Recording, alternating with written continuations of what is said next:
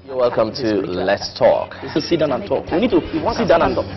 How Nigeria corruption, how we're going to do our job.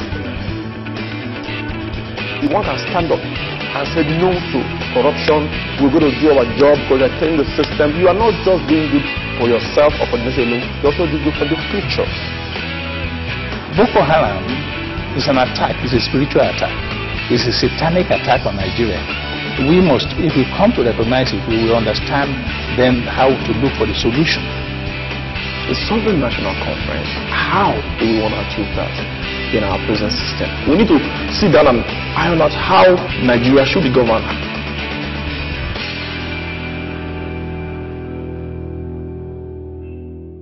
Okay, thank you very much for being with us on another edition of the program Let's Talk. Now, today we want to be looking at something quite controversial. Now, you will recall that on the 10th of July, the president of the Christian Association of Nigeria, Pastor Ayo Richejafo, did address a U.S. Parliament of the House Subcommittee on Africa, Global Health and Human Rights on U.S. policy towards Nigeria. Well, in that particular congressional hearing, he did say that the insurgent Islamist group Boko Haram, which has been waging a low-level insurgency in Nigeria, is not a northern problem, but a Nigerian problem. And he also specifically asked that the organization be blacklisted by the United States and branded a terrorist organization. Now, since then, there have been varied reactions to that. A lot of people were not very happy about what he did and said, while some did support him. So today we want to be looking at a topic that says branding Boko Haram a terrorist organization. Is it in the interest of peace? If that were to happen, is it something that is going to help as we seek ways to quell that insurgency and bring about renewed trust in the security situation in Nigeria? Now today, to help me look at this, I have with me Dennis Onwebu. He is a social expert, a media consultant. He is also a political analyst. Thank you for coming. Thank you very much. You're welcome. Okay, so this happened, you know, the president of the Christian Association of Nigeria did make that statement. He did say that in an American congressional hearing. And but before that happened, earlier, that was the month before, in June actually, the U.S. had designated 3 leaders of the militant group Boko Haram as terrorists, actually, in a bid to stem the violence in Nigeria. Now, when this whole thing was going on, what was your reaction? People say he shouldn't have said it. People say, well, he was right. What do you think personally about him bringing the matter to that setting and asking them specifically to brand Boko Haram as a terrorist organization? He has a right to self-expression. Okay. You also bear in mind that those who have suffered tremendously on the onslaught of Boko Haram have been Christians, and he's heading the Christian Association in Nigeria. So he must be expressing the views of Christians as well, especially the leadership. Okay. So I don't hold anything against him.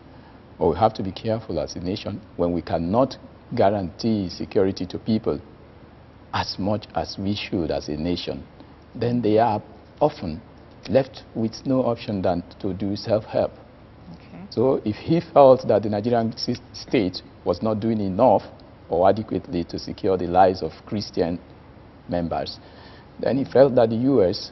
and its Congress could either mount more pressure or intervene in the whole affair. So I'm sure that's what influences him. So I hold nothing against him, absolutely.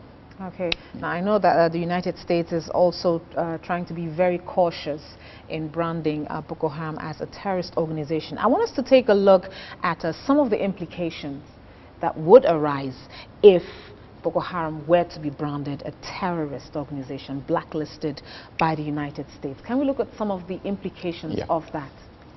It's obvious. One fundamental implication of that is that as a nation, you would lose a major part of what constitutes your sovereignty as a nation.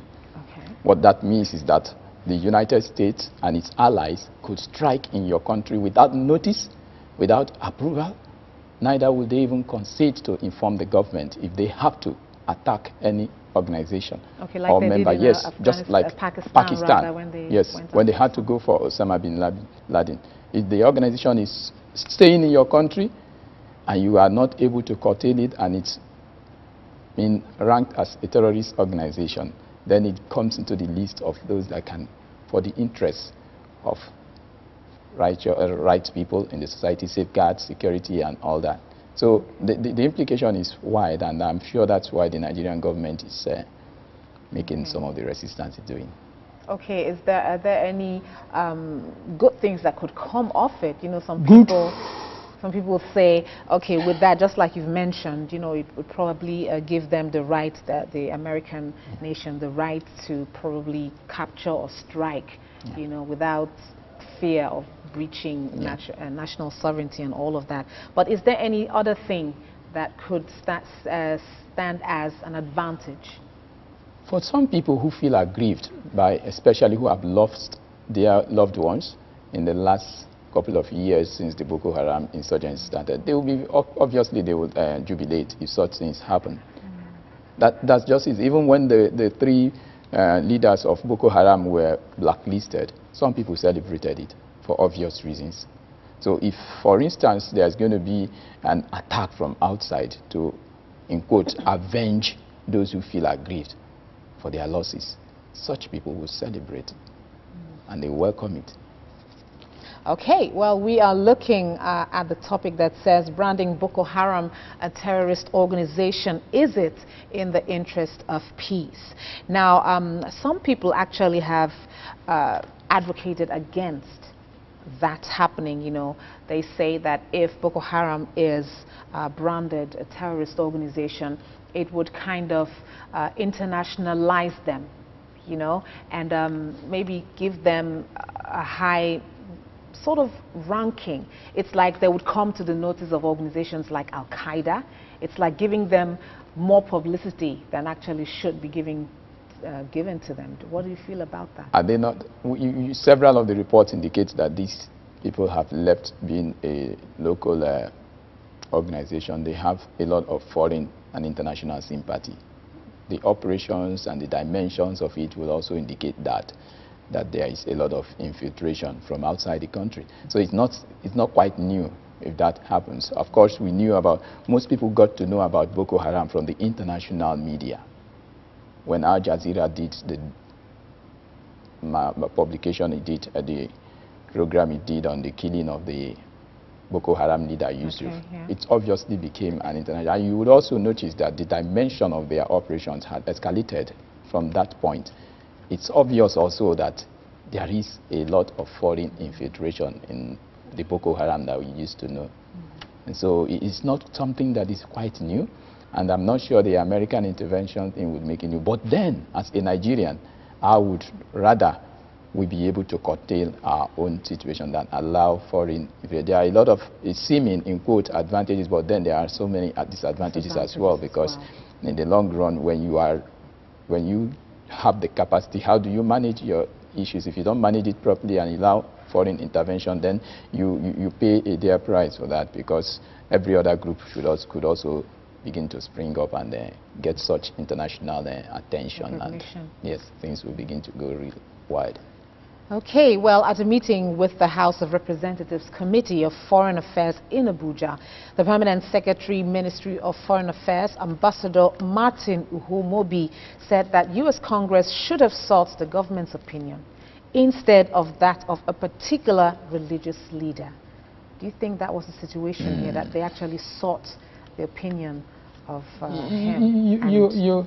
I think the permanent secretary should have also looked at, have we done, I mean, we were not sleeping when all that started to happen. It didn't happen overnight.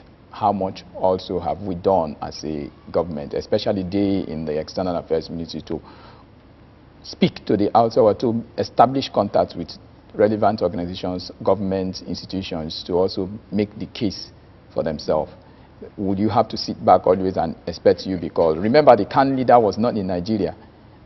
The meeting he held with the U.S. Congress was in the U.S. The permanent secretary is speaking from Nigeria. if you really wanted to get their attention, I expected that the ministry would have made efforts to also be there or before then and let them know what you are doing as a people to ameliorate the situation or to checkmate the onslaught of Boko Haram. But if we don't do that and somebody felt that, well, you're not paying enough attention to the grievances of his group and decided to take the matter to the U.S., I don't know why you should blame him.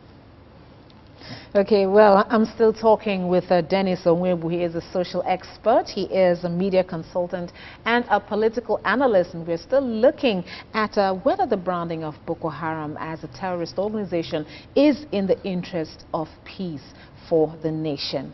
Now, moving ahead, we have this next question that I do want to ask. Now, the CAN president, the president of the Christian Association of Nigeria, in that particular address, he said that by refusing to designate Boko Haram as a foreign terrorist organization, that the United States was sending a very, very clear message, not just to the federal government, but to the world, that the murder of innocent Christians and Muslims, you know, that there were acceptable losses.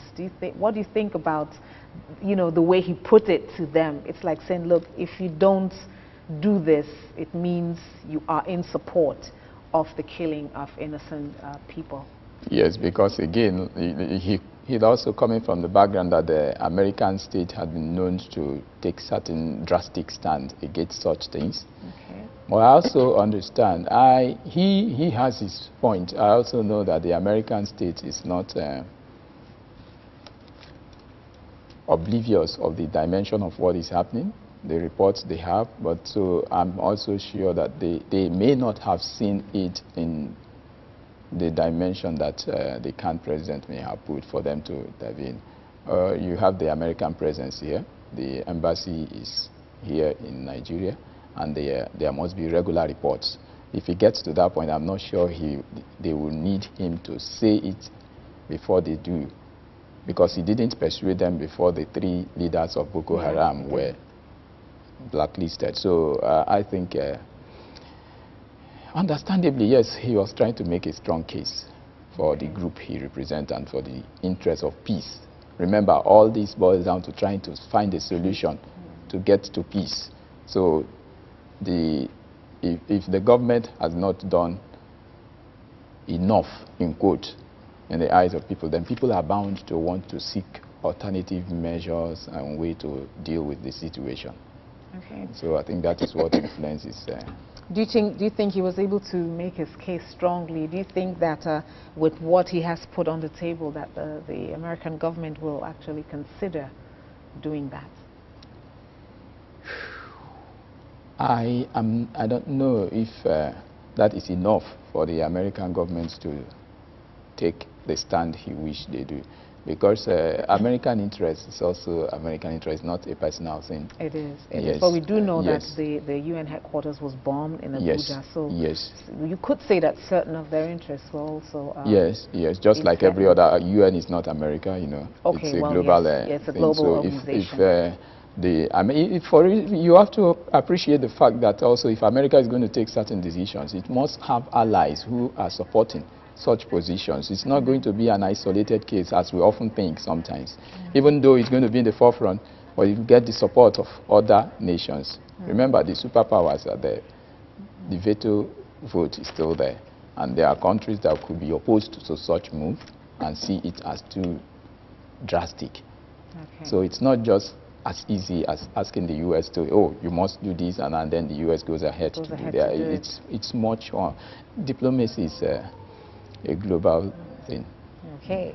All right. Now, some people, well, observers have said, and then a lot of people who were really not in support of what the CAN president did, they say that Nigeria is a secular country, you know, and that by seeking the opinion of a religious group is wrong. Now, do you think that the grouse of the government comes from the fact that perhaps seeking the view of one particular religious head would generate more security crisis? Since July 10 to now, I don't think it has been worse than it was before. So it doesn't really work that way. He, like I said earlier, felt aggrieved because the more Christians have been killed, the target has been predominantly on churches in the north. And yes, Muslims too have been killed. I mean, leaders, chairmen and local councils, lawmakers and all that. But then, for him, that's what he felt was going to find a solution to his group that he represents. So that is that. I don't really hold anything against him, in all honesty. Okay, I do remember there were certain instances where he actually had called, you know, on the federal government to do something, and that, you know, perhaps Christians were going to start defending themselves if nothing was done about that. So yes, you could say that, you know, he was trying to speak for everyone who has been affected, who lost lives and property in in these attacks by the Boko Haram. Okay, let's move ahead. Now, we've got a House committee member, her name is Ms. Elendu Ukeje, said that though Nigeria is a multi-diverse and multi-religious country, it was also necessary to know the thinking of the government on the proper designation of Boko Haram. What is your view on this, and what do you think is federal government's view as regards designation of Boko Haram? Well, I don't think the federal government has made a hiding of its position. It's opposed to the activities of Boko Haram, just like it's been opposed to the activities of other groups before then. But the thing is that the dimension of the Boko Haram insurgents seem to have escalated and gone beyond what we were used to knowing. But then it didn't start today. Remember, gradually there was Maitasine, there was all sorts of small pockets of insurgencies in the past. Part of it, the truth that has to be told is that injustice, when it thrives in a nation for so long, is bound to throw up all the kind of elements we are seeing today. Now, it may not be, Boko Haram may not be saying it the way people would expect that, oh, if you are aggrieved with economic, then you should deal. No, but that people have different way of expressing themselves. So the group Boko Haram, this is their own way of expressing their position. So for the federal government, the task would be not only to appropriately label Boko Haram, but also deal with so many of the issues that throws up these issues at regular intervals. Some years ago, it was the Niger Delta militants. Yes. Some few years back, we saw OPC, we saw MASOB and all that. It keeps coming on. So there must be things that we have to deal with, and appropriately do so. Okay. Otherwise, if you deal with Boko Haram today, who do you know is going to be next? Coming up Just Plateau is still in crisis. Okay. We call it by what name, ethnic, whatever. Deep dimensions of it. So there are so many things we need to deal with, I think. Now going back to the time when the U.S. did designate certain individuals, like 3 individuals in Boko Haram, as terrorists.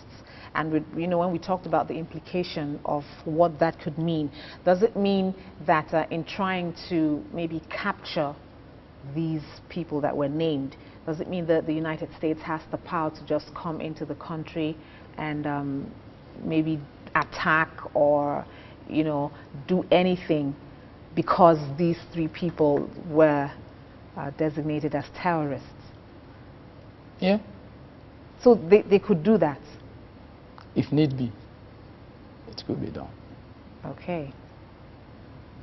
See, there are thin lines in between these stuffs.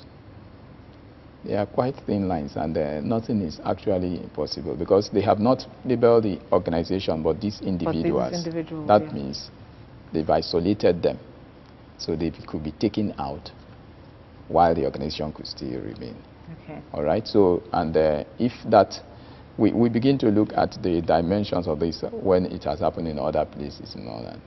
Once an individual is labeled that means he gone into the bad books, so to speak. Okay. What else? Okay, so, well, in your opinion, what do you think is the way forward with what is going on at the moment? We're looking at the insecurity in the nation. We're also looking, you know, forward to bringing security consciousness back into the country. Now, what do you think is the way forward for the security sector, considering the fact that the international community needs to know how to deal also with the security scourge? Yeah. No, I've said it, I guess in this program or some other program, that every great nation is a police nation. Security should be uppermost if you tend to attract global economic presence. Even political peace, you need security. As I speak to you, several countries, several businesses are suffering because of this. A lot of partnership agreements, MOUs, are being cancelled by foreign partners because they don't feel secure enough. Even foreign partners as close as South Africa. Many experts are refusing to come in to either work with their partner companies in Nigeria because of insecurity. It may not be so for us. We may not see it that way, but when it's reported outside, nobody says in Lagos it's better than in Kaduna or Kano. No, they say Nigeria is insecure. That's the message you get. So the man who is supposed to be in Lagos is part of Nigeria. So the insecurity in any part of Nigeria means insecurity in the whole of Nigeria. Okay. So the government needs to take, I think it's beginning to wake up. Yes, you could see some statements are being said with some firmness. And now, because what you need is to increase the people's confidence. If a government does not speak as to make me have confidence and trust that it's doing the right thing, even when it makes mistake, it has to take action. But not doing anything at all could also spell doom. Okay, now we do know that President Goodluck Jonathan has been making efforts to woo international or foreign investors in the country. Do you think that, given all the things that are going on at the moment, that is the right thing to do? Do you think that should be the focus when the security situation, and like you rightly said, a lot of agreements are already being cancelled, rescinded on, because people are no longer feeling secure?